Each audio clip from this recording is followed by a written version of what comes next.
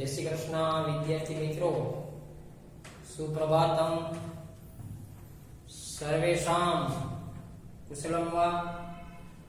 विद्यार्थी मित्रों, आपने આગળના પહેલા લેક્ચરમાં પહેલું પ્રકરણ પુત્રી મમ ખલુ નિદ્રાતી, આ પ્રકરણને એટલે કે કાવ્ય ગીત પ્રકારનું જે કાવ્ય છે તેને જોયું અને માં છે એ પોતાની દીકરીની કેટલી ચિંતા કરે એ બાબતનું કાવ્ય કાગડો, બિલાડો, મચ્છર, કૂતરો આને દીકરીની ઊંઘમાં ખલેલ ન પહોંચાડવા, એનાથી દૂર રહેવા માટે કહેવામાં આવ્યું છે એવું કાવ્ય છે આપણે ભણી ચૂક્યા છીએ। અને આજે આપણે આપણો બીજો પાઠ ખેલ મહોત્સવ એટલે કે રમત ગમતનો મહોત્સવ આ પાઠને ભણવાના છીએ। તો રમત ગમતનો મહોત્સવ એટલે વિદ્યાર્થીને રમત ગમતમાં ખરેખર ખૂબ જ આનંદ આવતો હોય છે। તો રમત ગમતનો મહોત્સવ છે એનું આપણા જીવનમાં ઘણું બધું મહત્વ છે, રમતનું ઘણું મહત્વ છે। રમત ગમતથી શું થાય છે તો કે રમત ગમતથી જીવનમાં ખેલદિલી, સાહસ, હિંમત વગેરે ગુણોનું નિર્માણ થાય છે। વ્યક્તિના સર્વાંગી વિકાસમાં રમતોની મહત્વપૂર્ણ ભૂમિકા છે। તન અને મન સ્વસ્થ રહે છે, એટલા માટે વ્યાયામ છે, કસરત છે એ ઉપયોગી છે, એ તમે સમજી શકો છો। આપણા પાઠની અંદર રમત ગમતનું મહત્વ દર્શાવવાની સાથે ક્રિયાપદોના વર્તમાનકાળ તેમજ ભવિષ્યકાળના રૂપોનો પણ આડકતરી રીતે પરિચય આપી દીધો છે। અડધા પાઠ સુધી આપણે વર્તમાન કાળ ભણવાનો છે અને ત્યારબાદ ભવિષ્યકાળ ભણવાનો છે। તો વિદ્યાર્થી મિત્રો, તમને ખ્યાલ છે કે આગળના સત્રમાં આપણે વર્તમાન કાળ ને ભણી ચૂક્યા છીએ અને વર્તમાન કાળ પરસ્મય પદ માત્ર એના પ્રત્યય છે તેનો તમને ખ્યાલ છે। મેં બોર્ડ ઉપર લખેલું છે કે વર્તમાન કાળ પરસ્મય પદ ના પ્રત્યય, વર્તમાન કાળ પરસ્મય પદ ના પ્રત્યય, તો એ જે નીચે દર્શાવેલા છે તે છે અને આ ભવિષ્યકાળ પરસ્મય પદના પ્રત્યય।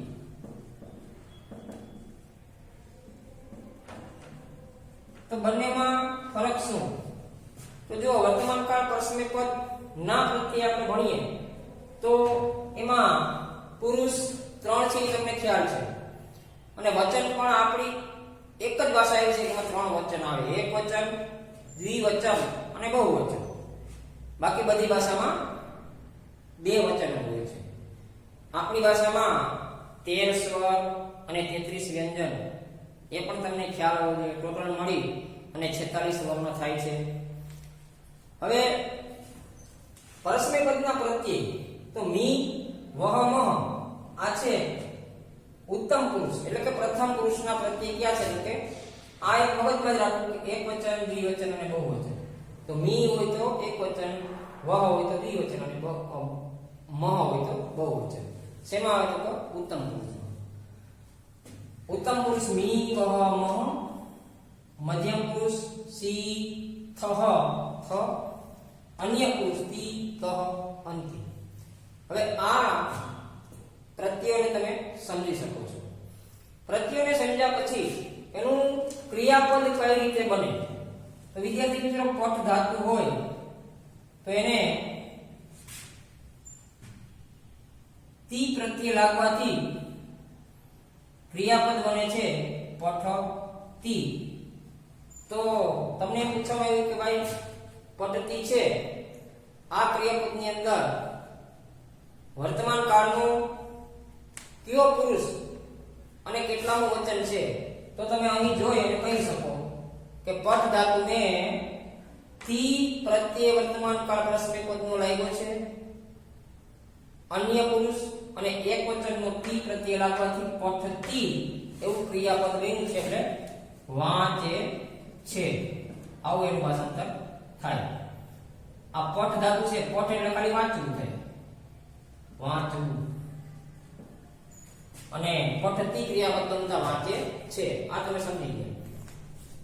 એક બાબત ખાસ ધ્યાનમાં રાખવાની છે કે વર્તમાન કાળ ઉત્તમ પુરુષમાં અનો આ થાય છે તે ખાસ ધ્યાનમાં રાખવું. કેમ?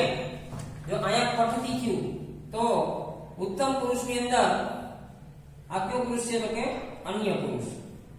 આ ઉત્તમ પુરુષમાં પઠ ધાતુ હોય, પઠ ધાતુને મી પ્રત્યે લાગ્યું તો ન્યા પઠ મી થવું જોઈએ ને, પઠ મી. પણ નહીં, આ રોંગ છે, ખોટું છે. મેં કીધું કે અનો શું થાય? આ થાય. તો પઠ બોલો, ન્યા શું થશે? પઠા મી. આ સાચું છે. એટલે વ અને મ આખો હોય ત્યારે અનો આ બની જાય છે. એ મગજમાં રાખવું. એટલે પઠામી એટલે હું વાંચું છું. આવું થયું. તો વર્તમાન કાળ અને પરસ્મય પદના પ્રત્યયો આપણે જાણી લીધા પછી તમને ખ્યાલ આવી ગયો કે મી વ મહ સી થ થ અને તી ત અંત્ય આ વર્તમાન કાળ પરસ્મય પદના પ્રત્યય છે. તો આપણે ભવિષ્યકાળ આ પાઠમાં ભણવાનો છે. તો ભવિષ્યકાળમાં કોઈ ફરક નથી, ખાલી સ્ય પ્રત્યય લાગી જાય એટલે ભવિષ્યકાળના પ્રત્યયો કાળ ફરી ગયો, ભવિષ્યકાળ બની જાય. જો શ્યામી, શ્યાવ, મી તો હતું તો એમાં શું લાગ્યું? સ્ય. અને આનો શું બની ગયો? આ. ઉત્તમ પુરુષમાં મગજમાં રાખવાનું છે કે આનો આ બની જાય એટલે સ્ય ને સ્યા થશે. શ્યામી, શ્યાવહ, શ્યામહ. એમ મધ્યમ પુરુષમાં અનો અજ રહેશે, મધ્યમ ને અન્ય પુરુષમાં અનો અજ રહે. સ્યસી, સ્યથ અને સ્યથ, સ્યતિ, સ્યતઃ અને સ્યંતિ. આ તમે વર્તમાન કાળ ના પરસ્મય પદના પ્રત્યયો અને ભવિષ્યકાળના પરસ્મય પદના પ્રત્યયો છે એ કંઠસ્થ કરી લેવાના છે, જેથી કરીને તમને બંને કાળના ક્રિયાપદોનો ખ્યાલ આવી જાય. તો હવે આપણે વર્તમાન કાળ અને ભવિષ્યકાળને સમજ્યા પછી પહેલા સમજાવવાનું કારણ એ છે કે આપણે પાઠની અંદર ભણવામાં આવશે એટલા માટે. હવે આપણે આપણા પાઠની શરૂઆત કરશું. આ તમે લખી લેજો. હવે આપણે જોઈએ આપણો પાઠ નંબર 2 ખેલ મહોત્સવ, એની શરૂઆત કરીએ.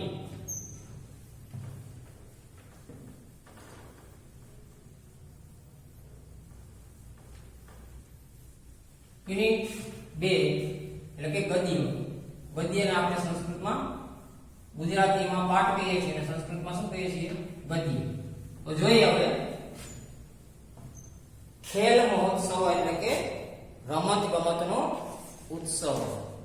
આ પાઠની અંદર જે આવતા શબ્દાર્થો છે તે શબ્દાર્થ મતલબ કે સંસ્કૃતના શબ્દોના ગુજરાતી અર્થ તો કે વિવેકાનંદસ્ય શબ્દ હોય તો વિવેકાનંદ ના અથવા મુનિનું ના, આના પ્રત્યય છે ગુજરાતીના.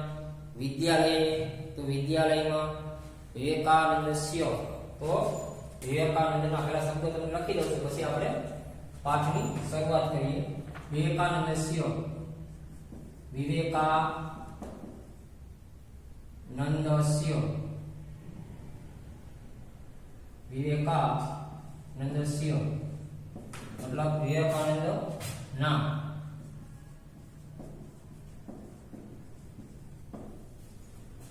વિદ્યાલય તો વિદ્યાલયમાં, વિદ્યાલયમાં. ત્યારબાદ ચલતી એટલે ચાલે છે, ચલતી તો ચાલે છે. ત્યારબાદ સંતિ એટલે છે. ત્યારબાદ કર્તુમ તો કરવા. ત્યારબાદ કુત્રચિત તો ક્યાંક. ત્યાર પછીના પ્રયત્નપૂર્વકમ. આ છે શબ્દાર્થ મતલબ કે સંસ્કૃત શબ્દોના ગુજરાતી અર્થ. સંસ્કૃતિ શબ્દ છે એનો ગુજરાતી અર્થ કેમ શું થાય? પ્રયત્નપૂર્વકમ, તો પ્રયત્ન પૂર્વક અથવા કોશિશ પૂર્વક.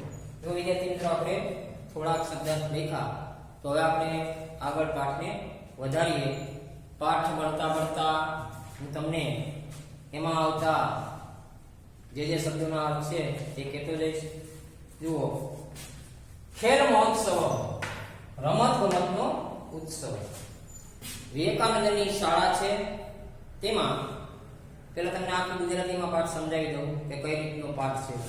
તો વિવેકાનંદની શાળામાં રમત ગમતનો મહોત્સવ એટલે કે ઉત્સવ ચાલે છે, અને શાળામાં ઉત્સવ હોવાને લીધે વિદ્યાર્થીઓ, બાળકો છે એકદમ ખુશખુશાલ છે.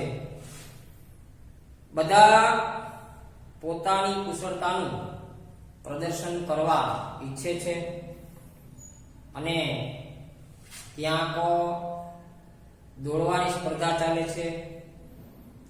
બાળકો છે એ ઝડપથી પ્રયત્નપૂર્વક કોશિશ કરી અને ઝડપથી દોડે છે, કારણ કે વિદ્યાર્થીને હરીફાઈ ચાલુ હોય તો એને નંબર લેવાની તમન્ના હોય છે, એટલા માટે ઝડપથી દોડવાની કોશિશ કરે છે, પ્રયાસ કરે છે. કેટલાક બાળકો ઊંચેથી બોલે છે કે દોડો દોડો, જલ્દી દોડો. શાળાની અંદર રમત ગમતનો ઉત્સવ હોય એટલે ઓડિયન્સમાં આપણા વિદ્યાર્થી મિત્રો છે એ બેઠા હોય, આપણો ટ્રસ્ટીગણ છે એ પણ બેઠો હોય, આપણા શિક્ષકશ્રીઓ છે તે પણ બેઠા હોય, અને આચાર્યશ્રી છે તે પણ બેઠા હોય, અને બધા એને વધારે છે ને એમ કહે છે કે દોડો દોડો, જલ્દી દોડો, જેથી કરીને તમે વિદ્યાર્થીને એવું કહેવામાં આવે કે નંબર લઈ શકો. ત્યારબાદ ક્યાંક ગોળા ફેંકની સ્પર્ધા ચાલે છે. જો પુસ્તકની અંદર તમે જોશો એટલે ગ્રાઉન્ડ બતાવેલું છે, અને ગ્રાઉન્ડની અંદર બધા જ મેદાનો દોરેલા છે. એક બાજુ વિદ્યાર્થીઓ મતલબ ઓડિયન્સ છે એ બેઠું હોય તેવું લાગે છે. તો ક્યાંક ગોળા ફેંકની સ્પર્ધા ચાલે છે, અને ખેલાડી છે એ વારા પરથી ગોળો ફેંકે છે. ક્યાંક છે એ કબડ્ડીની સ્પર્ધા ચાલે છે, ક્યાંક લાંબી કૂદની સ્પર્ધા ચાલે છે, અને બધી સ્પર્ધા છે એ એકદમ સારી રીતે પૂર્ણ થાય છે. અને સ્પર્ધા પૂરી થયા પછી શું બને? તો કે સમાપ્તિના કાર્યક્રમની શરૂઆત થાય છે. આપણે સ્કૂલની અંદર સ્પર્ધા હોય તો પછી છેલ્લે સ્પર્ધા પૂર્ણ થયા પછી સમાપ્તિના કાર્યક્રમની શરૂઆત થાય છે. અને વિદ્યાલયના જે આચાર્ય હોય તે પોતાના સ્થાનેથી ઉઠી અને રમત ગમતમાં આવેલા સંપૂર્ણ જે હરીફો છે એને અભિનંદન આપે છે. અભિનંદન આપ્યા પછી આચાર્યશ્રી એવું બોલે છે કે આ અમારો પહેલો રમત મહોત્સવ છે. અમારી શાળામાં અથવા આપની શાળામાં આ વર્ષે એક નવા શિક્ષકની નિમણૂક થઈ છે, અથવા નવા શિક્ષક નિમાયા છે, અને આ બધું તેમના પ્રયત્નનું ફળ છે. જે શારીરિક શિક્ષણ પીટીના શિક્ષક નવા નિમાણા અને અન્ય વિદ્યાર્થીઓને તૈયાર કરી અને સ્પર્ધા ગોઠવી, એના પ્રયત્નનું આ ફળ છે. એટલા માટે શાળાના આચાર્ય છે તેમને પણ અભિનંદન પાઠવે છે. અત્યારે શાળામાં વ્યાયામના તાલીમ શિક્ષક પણ છે, કસરતના તાલીમ આપવા માટેના શિક્ષક પણ છે. તે તાલીમ આપે છે, તે વિદ્યાર્થીઓને તાલીમ આપે છે. આજથી શરૂ કરીને, અને હવે નક્કી કર્યું છે કે આજથી શરૂ કરીને આપણી શાળામાં દર વર્ષે રમત મહોત્સવ થશે. જુઓ વિદ્યાર્થી મિત્રો, અહીંથી આપણો કાળ ફરે છે, ભવિષ્ય કાળની શરૂઆત થાય છે. જુઓ, થશે, જે બનવાની ઘટના હોય એને કયો કાળ કહેવાય? ભવિષ્ય કાળ. આ અત્યાર સુધી વર્તમાન કાળમાં પાઠ હતો. એમ કીધું હતું કે ગોળા ફેંક, થાય છે, બરછી ફેંક, કબડ્ડી, લાંબી કૂદ, આ બધી સ્પર્ધા ચાલે છે એટલે વર્તમાન કાળ. અને હવે એમ કીધું કે આજથી શરૂ કરીને દર વર્ષે અમારી શાળામાં તો આપણી શાળામાં રમત મહોત્સવ થશે. અને અમારી શાળામાં ના જે વિદ્યાર્થીઓ છે તે રાજ્ય કક્ષાએ અને રાષ્ટ્ર કક્ષાએ ભાગ લેશે. અમારી શાળાના વિદ્યાર્થીઓ અથવા આપણી શાળાના વિદ્યાર્થીઓ રાજ્ય કક્ષાએ અને રાષ્ટ્ર કક્ષાએ ભાગ લેશે. અને અમારી શાળાનું નામ, આપણી શાળાનું નામ રોશન કરશે. જો હવે પછી બધા જ જે વાક્યો છે એ ના એવા ભવિષ્યકાળના. પછી ત્યાર પછી એવું કીધું કે જીવનમાં ખેલનું મહત્વ છે અથવા રમતનું મહત્વ છે. શા માટે? તો કે રમત છે એ સર્વાંગી વિકાસ માટે મદદ કરે છે અથવા રમત છે એ સર્વાંગી વિકાસ માટે સહાયરૂપ બને છે. આવો સરસ મજાનો પાઠ હવે આપણે સંસ્કૃતના વાક્યો સહિત, સંસ્કૃતના શબ્દાર્થ સહિત હવે આખા પાઠનું ભાષાંતર જોઈએ. તો જુઓ, પહેલો પેરેગ્રાફ છે વિવેકાનંદસ્ય વિદ્યાલયે. તો વિવેકાનંદસ્ય વિદ્યાલયે, વિવેકાનંદસ્ય વિદ્યાલયે ખેલ મહોત્સવ, ખેલ મહોત્સવ એટલે કે રમત ગમતનો મહોત્સવ અથવા ઉત્સવ, અને ચલતી એટલે ચાલે છે. તો વિદ્યાર્થી મિત્રો, અહીં વિવેકાનંદસ્ય આમાં વિભક્તિ લાગી છે કે છઠ્ઠી વિભક્તિ અને એક વચન. કેટલા વિભક્તિ? છઠ્ઠી વિભક્તિ એક વચન. નો સંસ્કૃતનો પ્રત્યય વિવેકાનંદ શબ્દને સ્ય પ્રત્યય લાગ્યો છે.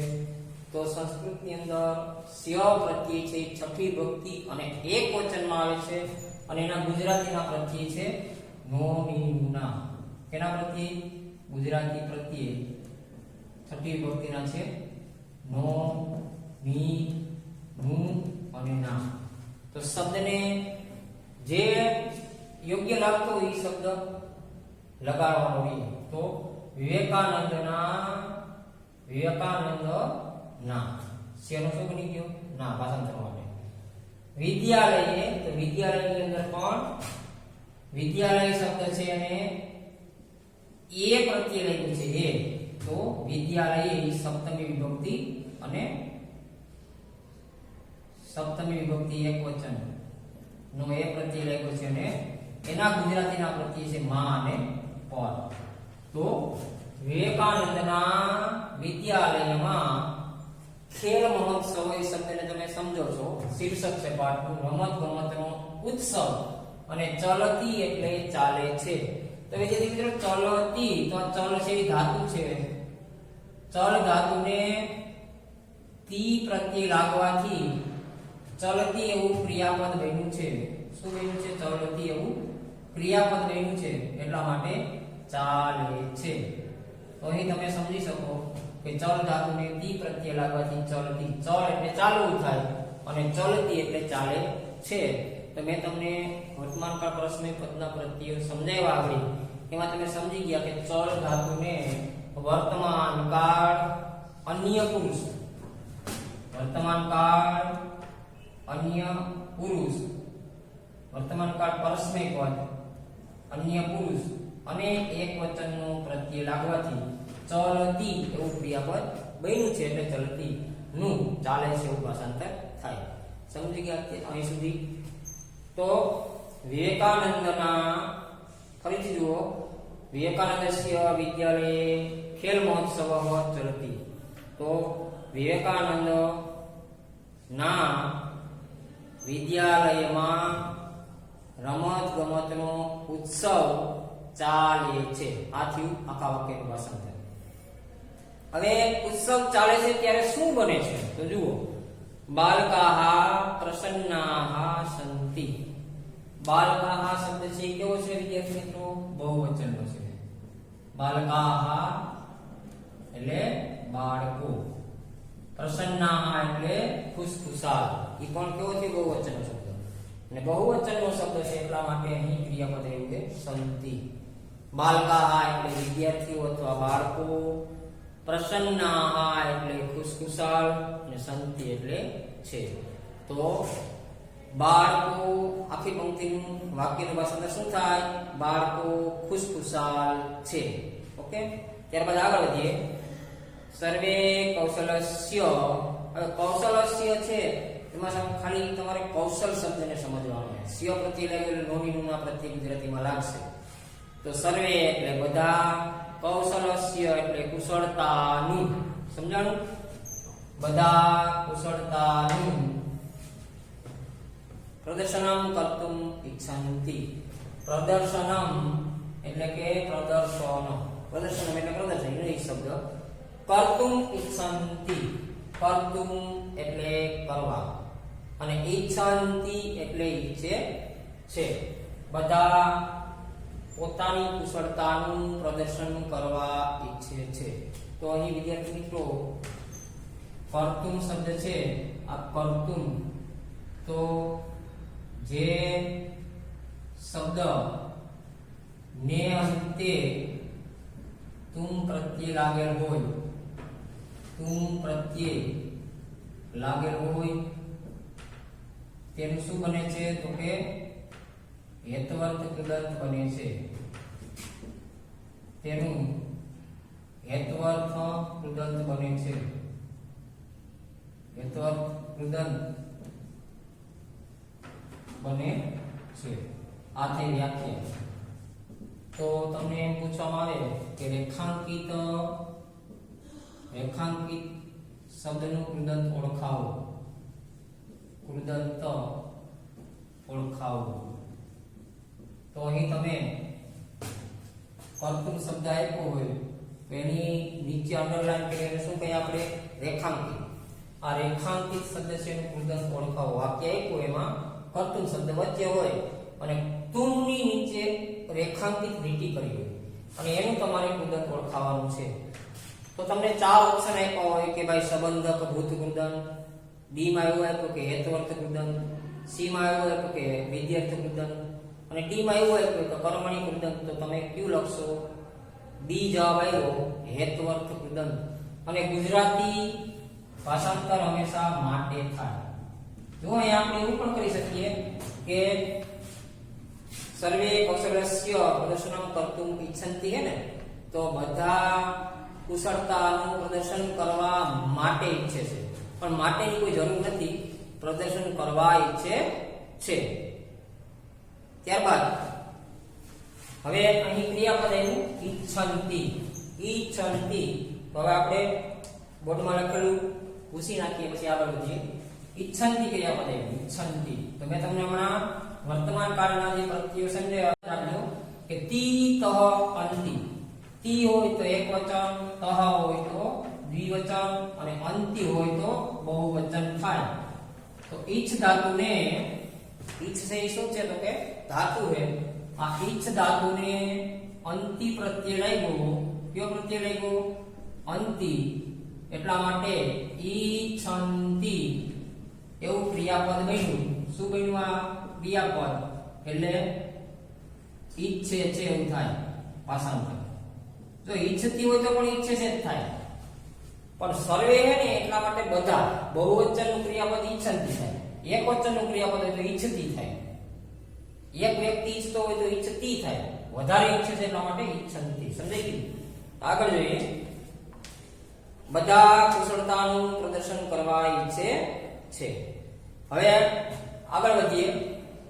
પુત્રચિત ધાવન સ્પર્ધા ચલતી. પુત્રચિત શબ્દ જોઈ લ્યો. પુત્રચિત ઘણી વખત આવશે એટલે વારંવાર લખવાની જરૂર નથી. ક્યાંક, ક્યાંક.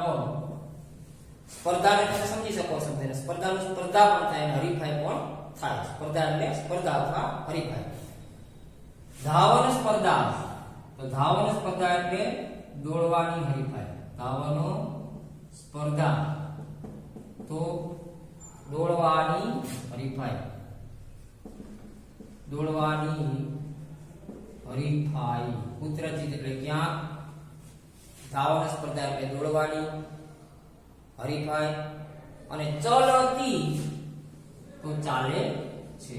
તો વિદ્યાર્થી મિત્રો ચલતી એ પણ તમે સમજી ગયા કે વર્તમાન કાળ, પરસ્મય પદ અન્ય પુરુષ અને એક વચનનો પ્રત્યય ચલ ધાતુને તી લાગે અને ચલતી એવું ક્રિયાપદ થયું એટલા માટે ચાલે છે. એટલે સુધી સમજાઈ ગયું. તો આખા વાક્યનું ભાષાંતર એમ થશે કે ત્યાં દોડવાની હરીફાઈ ચાલે છે. ત્યારબાદ આગળ વધીએ. બાલકાહ પ્રયત્નપૂર્વકમ શીઘ્રતયા ધાવંતી. બાલકાહ એટલે બાળકો, પ્રયત્નપૂર્વકમ એટલે કોશિશપૂર્વક અથવા પ્રયત્નપૂર્વક, શીઘ્રતયા શબ્દને યાદ રાખજો, ઝડપથી. શીઘ્રતયા એટલે ઝડપથી અથવા જલ્દી, ઝડપથી અથવા જલ્દી, શીઘ્રતયા ધાવંતી. તો હવે અંતિ પ્રત્યેને સમજાવવાની જરૂર નહીં પડે, કારણ કે ઈ બહુવચન, અન્ય પુરુષ અને બહુવચન ક્રિયાપદ બની ગયું. શું?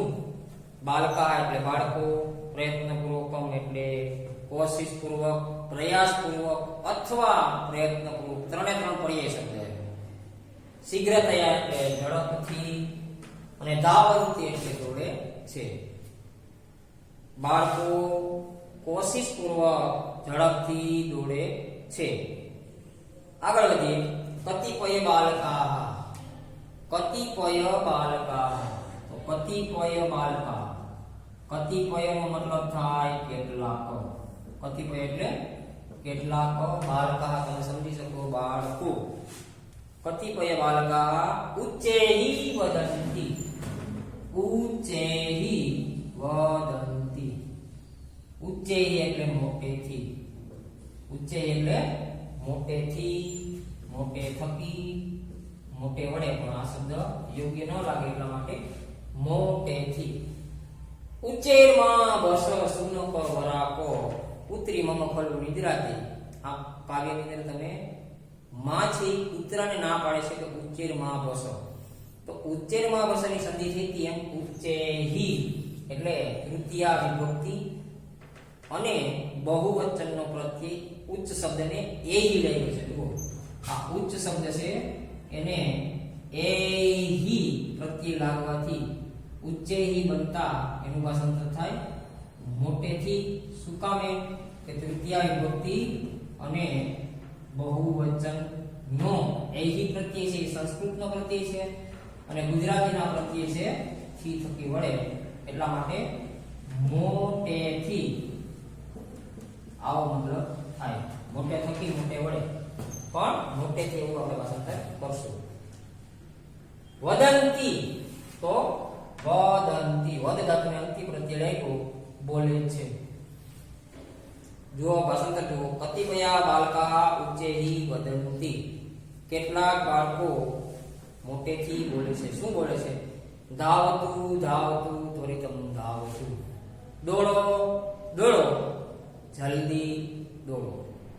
દોડો દોડો જલ્દી દોડો. ત્વરિતમ એટલે જલ્દી. તો શીઘ્રતયાનો એક પર્યાય શબ્દ મળ્યો વિદ્યાર્થી મિત્રો તમને. ત્વરિતમ એટલે કે ઝડપથી અથવા જલ્દીથી અથવા જલ્દી. આ બંને શું બન્યું? પર્યાય શબ્દ.